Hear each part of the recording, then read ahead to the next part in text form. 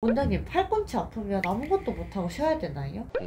아니요. PD님은 감기 걸리면 하루 종일 집에서 쉬고만 계시나요? 저는 일반적으로는 하고 싶은 거는 웬만큼 다 하고 지내시라고 말씀드려요.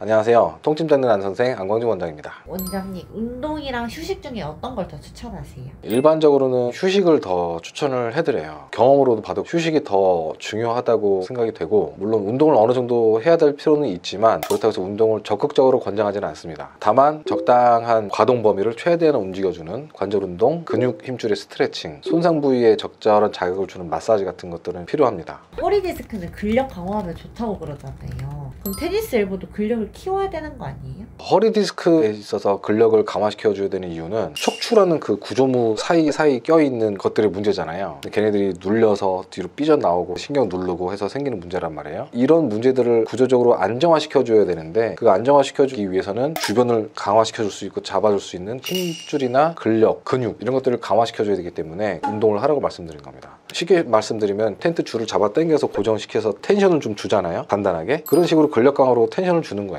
구조물이 안정화되게끔 해주는 게 그 주 목표인데, 팔꿈치 같은 경우는 뭘 안정화시켜줄 게 없잖아요. 사실은 팔꿈치에 있는 근육을 강화시킨다는 거는 근육을 쓴다는 건데, 근육의 끝은 항상 힘줄로 돼 있어요. 중간에가 근육이고 끄트머리 힘줄로 바뀌어서 붙는 건데, 여기를 강화시키겠다고 팔꿈치를 사용하는 근육을 쓰게 되면 결국에는 힘줄을 과용하게 될 수밖에 없죠. 그러니까 우리가 과용했기 때문에 힘줄에 염증이 생긴 거니까, 그러면 당연히 더 나빠질 수밖에 없어요. 그래서 굳이 강화시킨다면은 반대되는 근육을 강화시키는 거는 괜찮겠죠. 예를 들면 테니스 엘보가 있을 때는 반대 쪽에 있는 근육을 강화시키는 방법은 좋겠죠. 동시에 테니스 엘보가 있는 쪽은 근육을 강화시킬 게 아니라 스트레칭, 마사지를 통해서 적절한 자극과 휴식을 취하는 게 회복을 더 빠르게 할 수 있습니다. 원장님, 그러면 아프면 무조건 휴식해야 되는 건가요? 최대한 휴식을 많이 취할 수 있으면 당연히 더 좋죠. 아파서 오신 분들이 병원에서 쉬라고 하면 한 달, 두 달 그냥 무조건 쉴 수 있는 분들만 오시는 건 아니잖아요. 어쩔 수 없이 써가면서 치료를 해야 되기 때문에 무조건 쉬어야 낫습니다, 이런 말은 사실 별 의미가 없어요. 쉬면 더 좋다. 하지만 상황에 따라서 어느 정도 쓸 수 있게끔 도와드리는 거죠. 팔꿈치 보호대 같은 것들도 있고, 일을 하거나 힘을 쓸 때 좀 사용을 하면은 그 힘줄이나 그 관절에 무리가 덜 가니까, 하시는 일의 종류에 따라 아픈 정도, 초음파를 보고 나서 힘줄이 어느 정도 찢어졌는지 그런 거에 따라서 어느 정도 휴식이 필요하시겠다, 이 정도면 충분하겠다, 아니면 일을 하시면서도 치료가 가능하다, 이런 말들이 나올 수가 있는 겁니다.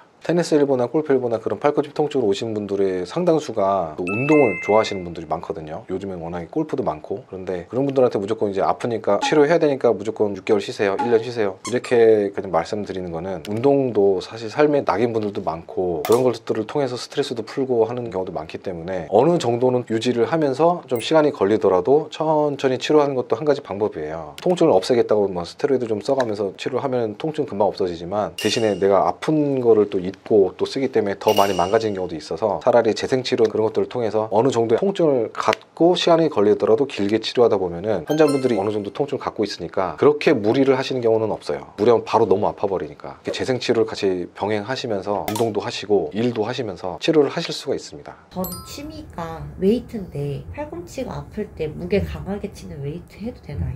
당연히 무게를 많이 치는 거는 그럴 땐 좋지는 않죠. 어쨌든 손으로 꽉 잡고 하는 운동은 우리가 손목을 이렇게 많이 움직이거나 팔꿈치를 많이 안 움직인다 하더라도 힘이 들어가게 돼 있어요. 특히 이제 테니스 엘보 같은 경우는 의외로 잘 찢어져요, 힘줄이. 그렇기 때문에 무게를 치는 건 많이 조심하셔야 되고, 대신에 무게 치는 것보다 무게를 낮추고 횟수를 늘리시는 게 큰 손상을 예방하는 데 더 도움이 많이 돼요. 그리고 또 피하면 좋은 동작은 빠른 동작, 갑자기 팍 움직인다는 거. 전에도 말씀드린 적이 있지만 빨래 터는 동작 같은 거 있죠. 뭘 터는 거. 이러다가도 되게 한 번에 쫙 찢어서 오는 경우가 많아요. 빠른 동작, 힘을 갑자기 세게 쓰는 거. 그런 동작들을 많이 피해 주셔야 됩니다. 갑자기 힘을 딱 쓰는 건 아까 얘기하신 테니스랑 골프 아닌가요? 그거 하면 안 되는 거 아니에요? 물론 이제 테니스, 골프를 치시는 분들한테 운동을 하면서 치료를 할 수 있다 말씀드리는 거는 당연히 강도를 낮춰서 해야 된다고 말씀드려요. 테니스가 제일 문제인데, 테니스는 사실은 뭘 낮춰서 하는 게 너무 힘들어요. 골프 같은 경우는 그게 조절이 돼요.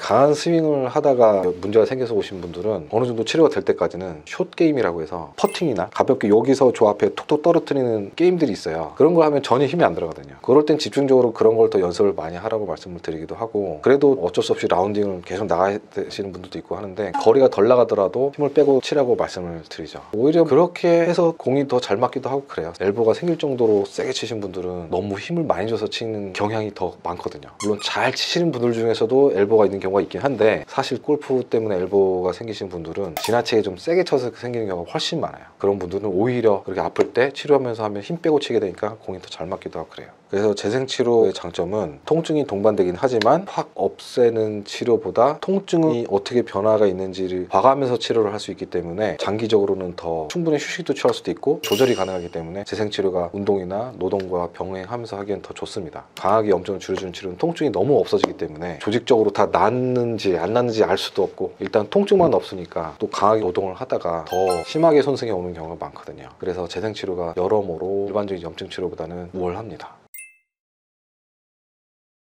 오늘은 팔꿈치 통증이 있을 때 피해야 할 운동, 피해야 할 동작, 하면 좋은 것들에 대해서 말씀을 드렸습니다. 여러분도 통증 때문에 삶의 활력소를 포기하지 마시고 치료를 병행하시면서 건강하고 행복한 삶을 영위하시기 바랍니다. 운동을 통해서 긍정적인 마음가짐을 갖는 것도 중요하니까요. 궁금한 점 있으시면 아래 댓글로 남겨주시고 다음에 더 유익한 정보로 다시 찾아뵙겠습니다. 지금까지 통증 전문 안선생 안광준 원장이었습니다. 감사합니다.